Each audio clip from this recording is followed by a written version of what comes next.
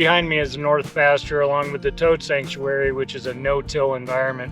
I was doing some winter watering and unfortunately I left the hydrant charged. That cold weather hit at night and I've got myself a problem. And wouldn't you know it, it's that time of year where I'm gonna need this hydrant because I've got trees all over the place, including the new pear trees, which we did a segment on. Now I may end up replacing this, but before I do, I'm gonna try out some JB Weld along with my grinder, do a repair along this seam. We'll see how it goes. I'm not sure how well you can see it, but we've got a crack that extends pretty much up the length of the hydrant here. We'll see if I can repair it.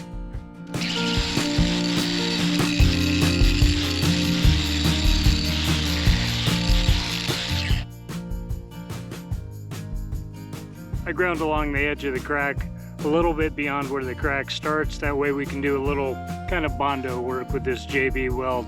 Works fantastic.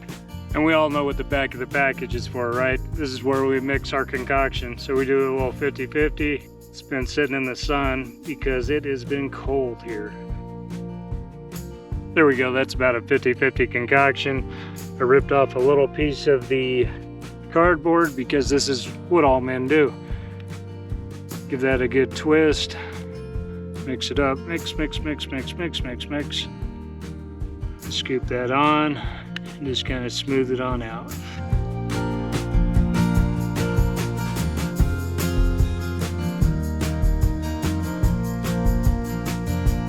And I'll just shape it in a little bit before everything starts to harden up. I'll give it a couple hours to cure here in the sun while I go out and plant some more trees out in the pasture.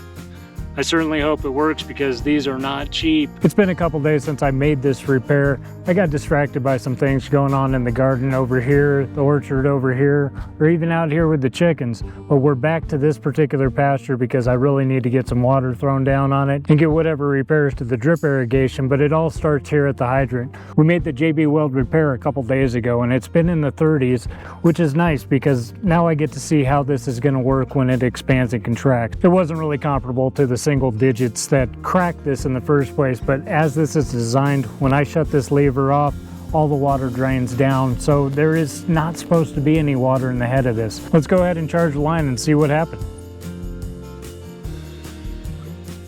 Well, mission accomplished. We've got no leaks along the seam. We've got water out to the pasture. We're off to the next project. Take care.